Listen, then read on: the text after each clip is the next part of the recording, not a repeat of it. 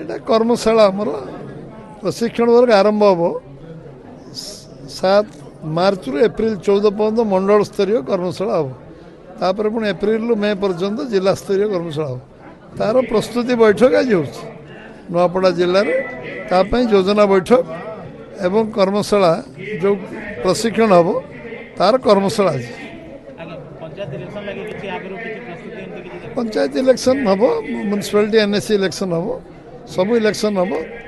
तार प्रस्तुति पुणी हम यहाँ प्रशिक्षण वर्ग आमर यहाँ रुटीन 51 मसीहा जनसंघ समय यहाँ आम प्रशिक्षण चलती 80 मसीहा भारतीय जनता पार्टी प्रशिक्षण वर्ग प्रति वर्ष तल ऊपर पर्यटन हुए ऊपर तल पर्यटन नुआपड़ार सामग्रिक विकास जो कथा आम कमिटमेंट करचु ताकू सब क्रियान्वयन बजेट रे प्रोविजन करचु बजेट रे आमे मेडिकल कॉलेज कहितु होम्योपैथी मेडिकल कॉलेज करचु जहाँ जहाँ आम कमिटमेंट करथिलु इलेक्शन में सब गुड़ी आम ए बजेट रे प्रतिफलन नहीं जहाँ काम आम कमिटमेंट कर समय सीमा भीतर आम से काम करूँ।